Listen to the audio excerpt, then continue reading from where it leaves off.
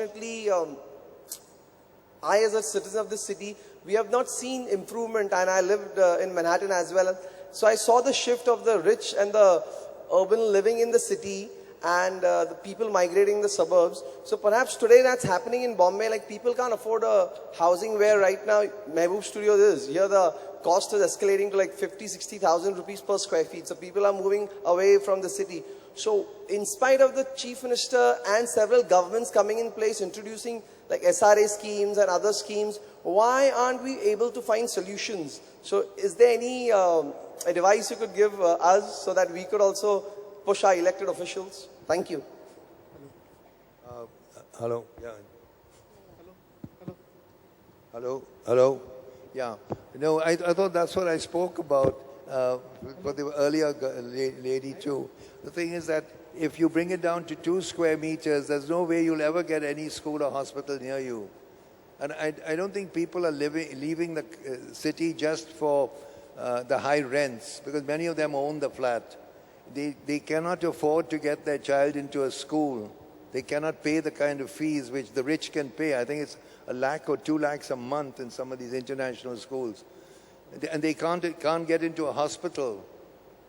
There is a reason why in city planning, for at least 500 years, they have kept a certain amount for the public space.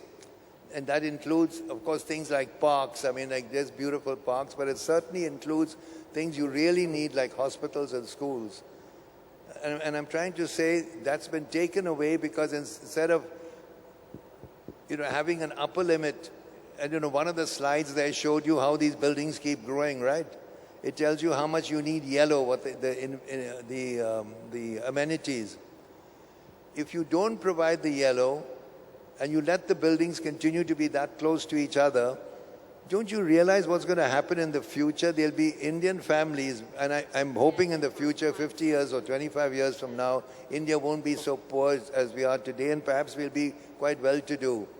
Who is going to live in those buildings 10 feet apart? Right now, if you went there, the school where I was involved in something here, we sent the students down, and they've said the gullies of 10 feet wide are full of garbage.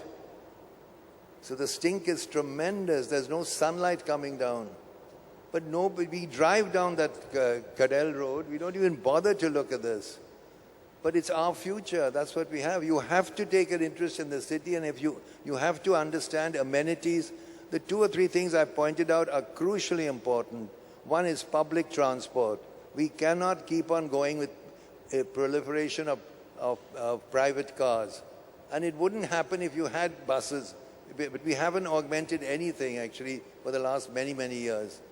And the second thing, of course, is the amenities. You've got to keep space for them. Otherwise, the city dies. And that's why European cities are still such a pleasure to be in. They've never allowed the FSI to grow. This is a mad American idea, but it's not even American. It's laissez-faire capitalism at its worst. It's been totally discredited by American town planners. They're desperate. Nobody wants to live in American cities except San Francisco, as you know, and Boston because of the educational thing. And that's going to happen to our city too. Already people are moving out, the families. And when you lose the middle class, you lose the stability of that city. Because then you get only the very rich and the very poor. And then if you keep all the amenities for yourself behind your wall as a gated community, you antagonize the people on the outside so much that it escalates into Johannesburg or Nairobi. Already it started. I heard that in Gurgaon, for instance, people stop cars and with guns they say, "Get out, give me the car." And I don't know if that's true. That's what people said in Delhi. Because we are pushing this. This was a country of great inequality and grotesque poverty, but always we shared the space. Very, very, very important. I think the other day a book was launched, and Naresh Fernandez's book, and he said, common ground means common cause. You have to share something across the city. The gated community is one of the ugliest and stupidest ideas ever. And it's going to really ruin the city, I think. Here. Yeah, no need. You shouldn't clap, you should cry, actually. Yeah. Thanks. Sir, one question. Actually, I've been in Delhi for last 10 years and then I came to Bombay. And I was really startled. I mean, that in the sense the roads, I feel that there's two roads, Western Highway, Eastern Highway. I mean, I was, in the last 10 years, the way Delhi has grown, I mean, the malls, the development, the roads, the flyovers, I mean, it's amazing. The development of the suburbs. I mean, what is the reason that, here is the city which has most of the industrialists, the 60% of perhaps income tax goes from here. I mean, why it has been like that, Delhi has been able to go ahead with that thing, but not Bombay? I tell you very simply, because the politicians in Delhi get hold of the money from Bombay. That's all. Bombay gets 60% collection. It all goes to the center, and no one questions them. Each of those underground lines, which are very elegant and very well done in Delhi, they cost between 10 and 20,000 crores. You know how much money that is? Whereas what I described to you, those two railway lines out of Boribandar and Churchgate, which energized the whole city, which gave it did not cost any money. They were done by private capital for a profit. If you put in the public transport at the right time, you don't lose money, you actually gain. But when you come in at the end, then you have to go underground and all this rubbish like they're doing in Delhi. It's beyond, it might be affordable by Delhi because they can use whatever money they're using. It's not replicable anywhere else in this country. And they're just dangling. They're never going to be able to cough up the kind of money for a real subway system here. So as long as we are growing the rate we are going, I think we should start thinking that for opening up new space with public transport. That is what New Bombay and all were about, but they didn't do it. They just let the roads go through. So you get the same mess there that you get here. But it's got to do with the way the priorities are, the political priorities. It's not that people in Delhi work harder or are smarter than Bombay. It's just that the money which Bombay generates is taken away from it. That's the truth. I was a Mumbaikar for 38 years, and then I moved out of Bombay. Now I am in Nasik for the last 13 years. I come occasionally to Mumbai like Lit Carnival or an international film festival. My question is that more people gravitating towards the cities and urbanization taking place, what is your comment on experiments like Lavasa or whole new cities coming in unimaginable places? So more people will be urbanized, getting all the facilities of the city, but not coming to the metros, because metros are anyway becoming hopeless. So what is your comment on an experiment like Lavasa?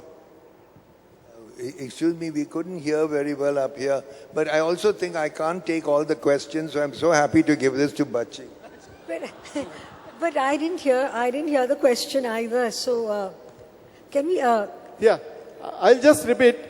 Just repeat your question. Yeah, my question is that now metros becoming hopeless and more people still gravitating toward the cities. Why not take cities to the rural areas so that we can take all the facilities and all the good things in the city to the places from where the people come. So why not create more cities and experiment like Lavasa? Okay. So yeah, basically you're talking about satellite cities and moving centers away. I think several attempts have been made, right from the time, if you're looking at Kalyani, which started as a satellite city to Calcutta, to New Bombay. I think people have just not allowed this to happen. If we are talking of Lavasa, I mean, I don't know, there's been so much of controversy over Lavasa that, where did it take away forest land? What was it correct? Were we still again moving away from inclusiveness to creating another larger gated community? There is a debate over here, and there are really two sides to it. But I think that every time a new space is sought to be developed. I think we need to, keep politics out of it, as happened at Nariman Point, which just took the attention away from New Bombay. And I think we also have to give it a little chance to grow. Because, cities are not born ready-made. They don't just happen. The cultural ethos, etc., that happens in a city takes its time. And I think sometimes we have to give it a little time. We can't be in a hurry and expect a whole cultural ethos to develop. Lavasa was trying that. I don't know how far it's successful. Good Excuse evening. me, but Lavasa is it's not the kind of city I was talking about. From what I gather, I've never been there. It's much more a second home for affluent people, what have you. And we need cities which actually coincide with cover all the income groups. And that's why, again, Bombay is failing. There's many, like Rakesh Mohan, who's a brilliant economist, he said that 30 years ago, 20 years ago, the people arriving in Bombay, the jobs with the semi-skilled jobs, the unskilled jobs, had a match to the migrants. Today, Bombay is generating jobs, but it doesn't match the migration. Yes. So in that sense, the city is I dying. think Bombay is just becoming increasingly an extremely exclusivist city as opposed to an inclusive city. And sometimes I just wonder that, why has there not been an eruption? Why has there not been a revolution? I think it's because now everyone is trying to climb that ladder, this great god of aspiration that we talk about. Could I suggest something? If you in the media and you in the Times took this up, you would get that. Jessica, what was the name? Jessica Lal? Jessica Lal. Yes, it was taken up by the media because the media could suddenly imagine them, lots of poor girls and people get killed, but suddenly they could identify with this girl who I could be shot like that kind of thing. Now I think we've reached the point that we realize we are the ones suffering from these policies, and we have a government who is not at all proactive. For this to work, even any of these new towns or anything you want, you need a government who's ready to go. One of my professors used to call Bucky Fuller, he was very leftist, he used to call the East India Company a world pirate. That means a world pirate. That means, he said, pirates make decisions very fast. In 10 seconds when they decide to cut your throat or let you go, etc. And he said that's the kind of urgency you have to bring to urban issues. You can't just sit back and say, wait for this, wait for that, how much money can I collect? And we need a crusade to get it. And I think the earlier session was very interesting because they were all talking about, the Aam Aadmi Party and stuff. To my mind, it's not so much people being pro-BJP or this or the other. They are anti-corruption. The Aam Aadmi Party would never have made this spectacular leap if the issue wasn't corruption. And none of them mention it. They say, oh my, it's wonderful what they've done. They couldn't have done it on any other issue. The country is fed up with the way it's going down. And I think it's time that the media really, Bachi, I'm so glad you're here sitting next to me. Now here's something for you to do, okay? No, Charles, of course it's the media, and the media, I hope, is playing its part to some degree or the other. But I really think that, every citizen in India today, and certainly in the cities, want somebody else to be doing it. And they don't want to be doing it itself. Even about Mr. Narendra Modi, I hear that, oh, here's this one man who's going to change everything. But our way of working may not change. So I think it's time that we really, instead of complaining, that we actually did start taking some responsibility for our actions and, to use this terrible cliche, being the change that we want to see. Good evening. I have one question for Bachi in this entire debate. I'd like to know, isn't it ironic that, please look right in front, isn't it ironic that we are talking about open spaces and you've got Lodha as a sponsor who are eating up most of our open spaces? And So can I answer that question? An additional question to Mr. Korea, that Lodha builders have now bought out the McDonald's house in London for 3,100 crores.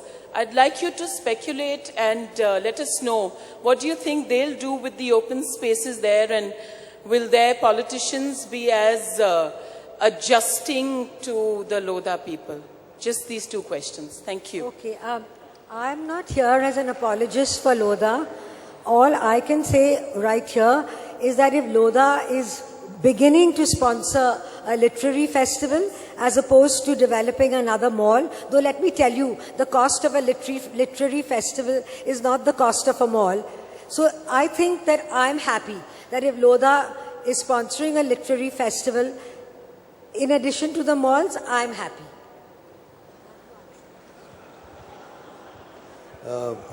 Yeah, actually, in my case, I didn't know it had a sponsor, frankly. But she didn't tell me. I wouldn't have come. I really wouldn't have come. I'm sorry, but it's true. But it's not that I'm against development or against developers. They cannot be allowed to run wild. And don't worry, they'll never be able to do that in London. They wouldn't change a single rule for them. In fact, what was your question? 3,100 crores. I thought you were going to say, how many hamburgers will that buy? Because that's all they can do with the money. They won't change a thing for them. And we have to be that tough. Otherwise, because once your cities go, you cannot put them back. They cannot get the middle class back into Manhattan or into Detroit. Detroit has become a city where they shoot each other as cars go by. You can be shot dead as you go through. Full speed. People, I know friends of mine, because I went to Ann Arbor. My daughter was my grandchildren at Michigan, and they have to go full speed on certain streets. What are we trying to do? The whole world, any American you speak to is in despair about their cities. And we go to America, and I said earlier, I come back and say, why can't Bombay be like Manhattan? And I want to keep my 3 cars. It's like saying, I would like to live in Venice.